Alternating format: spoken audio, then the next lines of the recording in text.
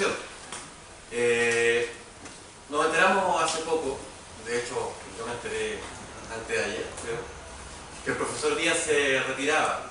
Entonces tenía más sentido este homenaje. De alguna manera lo teníamos pensado hacer de todas maneras, aunque el profesor no se hubiera retirado, porque precisamente nos parecía un aporte reconocer como comisión organizadora de este tipo de eventos a un profesor que precisamente fue quizás el único que se estaba dedicando a estas temáticas en esta universidad y que de alguna manera imprimió un sello en nosotros, los estudiantes de él. Entonces se me encargó de decir unas palabras a nombre de la comisión y realmente es una tarea bastante difícil poder definir al profesor Díaz, porque se pueden decir muchas cosas de él, muchas cosas positivas de él. Y si no se le conoce en serio, todo lo que se pueda decir de él va a pasar al plano del mito, al plano del rumor. Pero la invitación, una vez me pidieron, oye, describen al profesor Díaz, que tanto hablan de él en la Universidad de Valparaíso, voy a tener que conocerlo, porque es difícil de describir el efecto que causa en los estudiantes. Precisamente nosotros, que fuimos estudiantes de él, nos causó un gran asombro y un gran impacto desde el primer día de clase. Y de alguna manera, básicamente lo hemos discutido internamente, está siempre presente, es casi omnipresente la enseñanza que nos presentó él, que nos entregó él, como algo trascendental. Cuando tenemos una discusión académica entre ex estudiantes o entre, diríamos, académicos jóvenes, de alguna manera a veces las soluciones vienen de algún consejo, de alguna clase, de alguna enseñanza o alguna conversación de pasillo o de bar con el profesor que tengo aquí al lado. Entonces nuestro profesor se transformó de alguna manera en nuestro maestro y claramente modificó nuestra forma de ver la historia. En muchas ocasiones, como les decía, un comentario claro que nos daba, transformaba nuestra forma de ver la realidad. Y hemos utilizado muchas veces la impronta teórica que nos entregó para hacer nuestro análisis.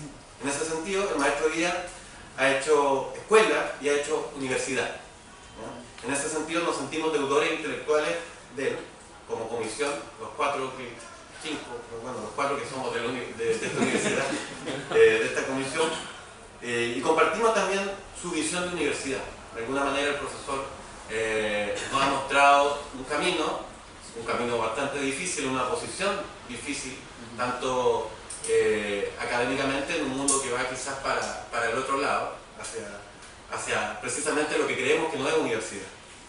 Y es más, tanto en las aulas y en las clases, sino que además nos enseñó que la academia se hace en los pasillos, se hace en los bares, en el casino, y en donde se pudiera tener una discusión. En ese sentido, es justo reconocer también la excelente disposición que siempre nos mostró el profesor Díaz con todos los estudiantes, apoyando siempre iniciativas académicas de todo tipo, resolviendo dudas, siempre con disposición a resolver dudas, participando activamente en los debates como este, académicos y extraacadémicos, también debates políticos, y también fue un gran profesor de enseñarnos qué hacer político. Que en esta universidad, de alguna manera, es una escuela de política, de alguna manera. En 30 años de trabajo, o casi 30 años, ha hecho gala de una excelente mente teórica, una lucidez explicativa e incluso una lectura de la realidad que en varias ocasiones hemos comprobado se ha adelantado en el tiempo. A veces el profesor Díaz, 8 o 10 años atrás, nos dijo una explicación de que algo iba a pasar con Rusia o lo que iba a pasar posteriormente con la geopolítica internacional, y efectivamente uno quizás no le tomaba el peso a lo que decía, pero con el paso del tiempo, al parecer, tuvo razón en todas las cosas que iba explicando, diciendo. No deja de sorprendernos, a medida que hemos avanzado en nuestro quehacer intelectual, cuán clarificadoras han sido sus lecciones. Sus clases han quedado grabadas en nuestra retina. En ellas, con un gran histrionismo, explicaba con suma facilidad temas que son altamente complejos de manera muy simple, y eso es precisamente lo que es la pedagogía, explicar de manera simple cosas altamente complejas. Presentó en ella sus teorías propias, que poseen un magnífico potencial explicativo, y que es precisamente lo contrario a lo que hacen muchos académicos o historiadores hoy en día, que temen un poco a dar sus perspectivas teóricas o se refugian en perspectivas teóricas que les son ajenas de alguna manera por moda intelectual. En ese sentido, el profesor Díaz ha sido constante y ha sido de alguna manera muy genuino en ese sentido. Atreverse a hacer teoría en una academia histórica que de alguna manera rehuye de ella. En una época donde los historiadores han huido sistemáticamente de eso. Y no solamente explicaciones históricas, sino que además el profesor Díaz nos dio lecciones valiosas sobre ciencia, filosofía, historia de la técnica, mitología, entre otras cosas que van complementando el quehacer del historiador. Entonces tenemos en Claudio Díaz también uno de los últimos historiadores generalistas. Creo que uno de los ámbitos que más destaco fue precisamente su teoría sobre la guerra y la violencia, la génesis de los estados. Quizás esto es lo que más recordamos de él. Su gran habilidad también para analizar mitos, encontrar explicaciones simbólicas y al punto de desnudar grandes modelos explicativos del acontecer. De alguna manera el profesor Díaz nos entregó una forma de entender la realidad.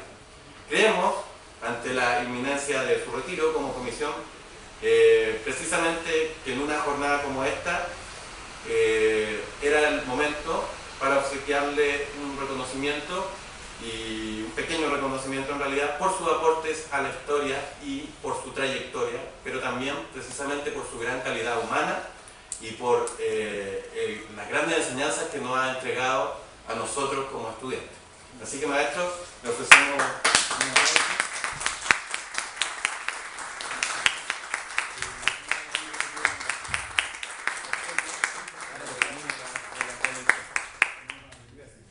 Y bueno, sin más preámbulos, quizás quedan muchas cosas en el tintero que decir, pero lo que ya se ha dicho ya se dirá también.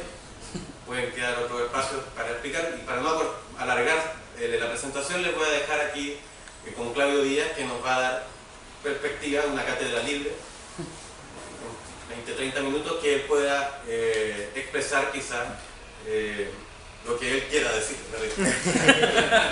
Muchas gracias, muy amable.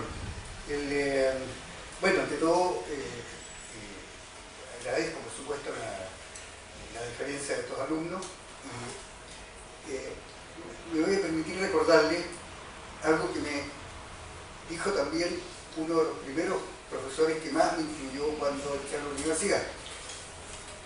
Y él dijo, ¿cómo se llama? El buen profesor es aquel que es superado por sus alumnos. Y aquí esto se ha estado dando con los mejores alumnos de mi época y ¿cómo se llama? Con la carrera posterior y la obra que ellos están desarrollando. Así que esa sería mi respuesta, digamos, ¿cómo se llama? A estas amabilísimas palabras. Voy a aprovechar de tocar un punto que se estaba tocando con bastante interés cuando yo llegué ahora, sobre la construcción de los relatos militares, o sea, o de las historias militares hechas o por militares o de preferencia por civiles. Y voy a contar un caso particular que puede tal vez aclarar un poco una peculiaridad chilena, pero que mi falta de experiencia internacional me impide saber si ocurre en otros lugares de Sudamérica o del mundo. Bueno, el mundo sí, en el viejo mundo por supuesto, pero en América no lo sé bien. Se trata, por ejemplo, de un relato que fue extraordinariamente importante en la mente de los chilenos, que es el recuerdo del combate naval de Iquique. Entonces, ¿qué ocurrió en la Guerra del Pacífico? Es prácticamente el primer encuentro militar de importancia en 1879, ¿verdad? En que se inicia la guerra de Chile contra Perú y Bolivia. Una guerra larga, muy sangrienta, y que influyó muchísimo después en la autopercepción de los chilenos, ¿ya? Entonces, son los macanudos, ¿verdad? Y ganamos a Perú y a Bolivia. Entonces, ahora, este relato es curiosamente, por supuesto, el combate ocurrió al comienzo, y fue muy decisivo, ¿no? Por un error espantoso del almirante chileno. No era su culpa, al almirante lo designaban los civiles. ¿Ya? Entonces, no era tal vez el hombre más brillante para eso. Por un error inconcebible, dejó bloqueando a Iquique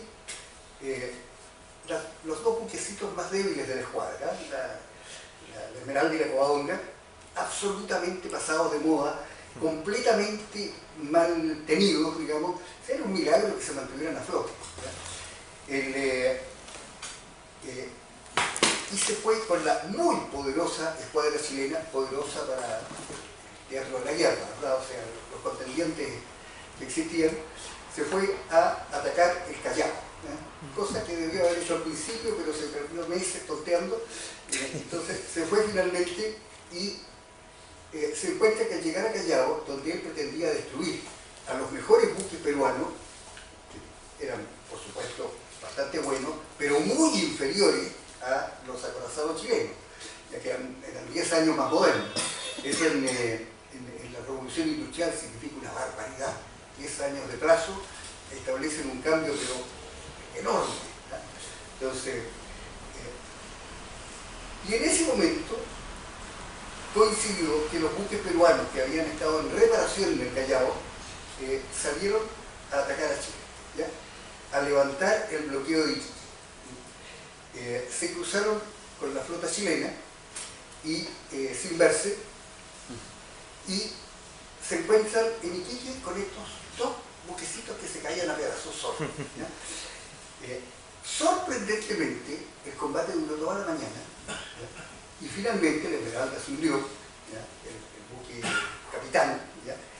La capitana de la escuadrilla chilena, pero la Covadonga, el otro buque chileno, se logró escapar, ¿ya? A pesar de ser más lento, digamos, y todo eso, se escapó pegado a la costa, haciendo pirigüines ahí entre los bajos, los arrecifes de la costa, y quedó atrapado en esos arrecifes uno de los dos buques peruanos, muy bueno, ¿ya? Y se desfondó, ¿ya? Así que en rigor se cambió un buque que no valía nada, la Esmeralda, por el, ¿cómo se llama?, uno de los dos mejores buques peruanos, que sí valían, eran bastante buenos, menos que los chilenos, pero eran bastante buenos. Ahí prácticamente Perú perdió la guerra,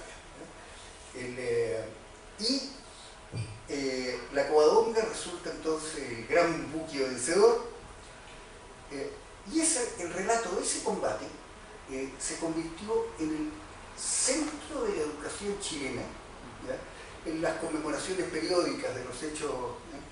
Pero con la ventaja mía es de ser bastante viejo para haber conocido muy bien el periodo anterior, o sea, el último periodo en el cual el combate naval de Iquique fue el recuerdo histórico principal de los chilenos, ¿ya? En Chile se pasa mucha historia y se escribe mucha historia, y esto es antiguo, desde el siglo XIX, ¿ya? Pero los chilenos, que reciben una bastante buena educación, o recibían, ¿ya? Antes de las últimas reformas, en el colegio, olvidaban rápidamente todo lo que habían aprendido de historia, ¿ya? Tan rápidamente como ahora, ¿ya? Entonces, lo olvidaban todo, con una sola extraordinaria excepción: el combate naval de Iquique. Combate corto, el relato que es muy corto, los eventos son muy simples, ¿ya? Pero los chilenos se lo sabían de memoria, ¿ya? No solo eso, ¿ya? Por supuesto, en todas las batallas del siglo XIX se estilaba, ¿cómo se llama?, una arenga previa al combate, ¿ya? Pues bien, la única arenga de todas las que se dijo y de las pocas que se conservan en la historia, pero que sabemos que en todos los casos hubo arenga, ¿ya? Esa arenga es la de Prat al inicio del combate, el comandante chileno, ¿ya? Y los chilenos se la sabían de memoria, sin importar la edad, el sexo o el nivel social. Era absolutamente impresionante. El único recuerdo preciso que tenía Estoy descontando los historiadores, por supuesto, que se acordaban de toda la historia de Chile, y los muy buenos alumnos, mientras no pasaran muchos años, ¿verdad? Que también recordaban bastantes hechos, pero al cabo de 10, 20 años de vida, ¿ya? Todo Chile recordaba ese recuerdo decisivo duró más o menos hasta la década del 60. ¿Ya? A partir de la década del 60 empieza a disminuir rápidamente. ¿Ya? De alguna manera coincidió con el rápido avance de la democracia cristiana. Fue atacado por la democracia cristiana, incluso ese recuerdo, sin decir precisamente el combate de la Antiquitia, sino que demasiados recuerdos militares. No, era uno solo nomás. Era uno solo y de un solo evento. ¿Ya? Pero la democracia cristiana salió con un discurso humanista, socialista moderado, humanista, digamos, civilista, no sé. O sea, limpiemos la mente chilena de toda esta suciedad. ¿Ya? Puede que haya tenido razón, no lo sé. ¿Ya? Pero lo interesante es que ahí comienza el ataque con éxito, entre la gente joven. ¿Ya? Entonces, los que llegaron a la mayoría de edad alrededor de los 60, esos ya tienen muy debilitados recuerdos. Yo tengo 75 años, entonces me formé antes, ya estaba con la cabeza hecha antes. Bien, ahora la gran pregunta es, ¿por qué los chilenos decidieron recordar ese solo hecho de su historia? ¿Ya? Siempre dejando de lado la historia oficial, ¿no? Dejando de lado. Otro dato interesante, el relato del combate de la Valdiquita coincide exactamente con la historia oficial. Exactamente. No hay prácticamente nada que esté en la historia oficial que los chilenos no lo hubieran recordado en esa época. Y todavía lo recuerdan los viejos de mi edad. Ya son una parte poco relevante de la población en número, pero todavía lo recuerdan, con la misma precisión con que lo recuerdo yo. Ya. Entonces esa pregunta hay varios que se la han hecho y han tratado de contestarla, y las respuestas que han dado, ninguna es satisfactoria, ninguna. ¿Ya? Entonces una es, por supuesto, que se le hace más propaganda que ningún otro. Eso es cierto, hasta el día de hoy. ¿Ya? Pero la pregunta es, ¿y por qué se le hace más propaganda? ¿Por qué se decidieron reforzar ese recuerdo y no otro? El ejército tiene otro recuerdo, igualmente heroico, ¿verdad?, que es el combate de la Concepción. Por eso, al revés del primero, es una historia turbia, sucia. Derrotado el ejército, el grueso del ejército chileno, peruano y boliviano, en el desierto. En el desierto, el que gana una batalla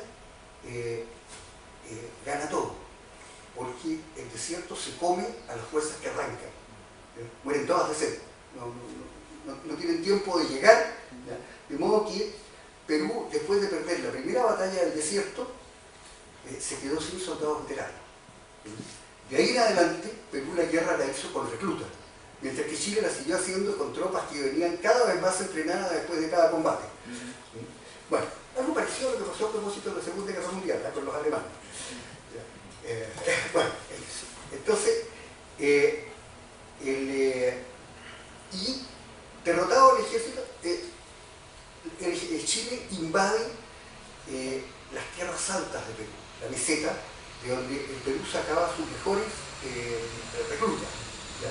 El indio andino es un formidable andarín, es un formidable trepador de cerros, tiene un extraordinario aguante al hambre y a la sed.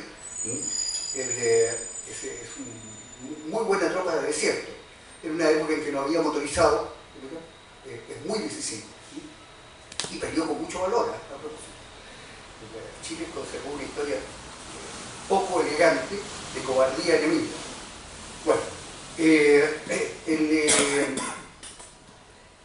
el combate de la Concepción, que el ejército tiene como su señal victoriosa, ocurrió arriba, en una guerra de guerrillas en que se asolaban los pueblos. ¿Ya? La tropa chilena vagaba por todos lados, las guerrillas se disolvían, las fuerzas chilenas no lograban recibir abastecimiento porque la guerrilla les cortaba los abastecimientos, no podían mandar, mensajeros, porque el mensajero a caballo, digamos, o a pie, lo interceptaba la guerrilla. Y cuando la guerrilla cometía el error de creer que ya tenía bastante machucado, digamos, a la tropa de ocupación, presentaban frente y casi siempre los chilenos ganaban, porque claro, eran soldados entrenados con armamento moderno contra indios que peleaban a honda y lanza, y muy pocos fusiles, ¿verdad?, que no los sabían manejar tampoco. Entonces, bueno, pero eso no quita que en efecto el recuerdo chileno del combate de la Concepción, en que 77 soldados chilenos quedaron atrapados en un pueblo cuando los ataca la guerrilla, resistieron 2 días y en la versión chilena murieron todos sin rendirse. Entre nos, yo diría, tampoco les hubieran dado la oportunidad de rendirse, porque como es guerra de guerrillas en que tú atacas a población civil, en toda la historia, hasta Vietnam, y hasta ahora, hasta Afganistán, qué sé yo, el soldado profesional, o al menos uniformado, suele tener cierto respeto por el prisionero uniformado enemigo, pero tiene un odio particular, ¿ya?, contra el civil que lo resiste. Es una cosa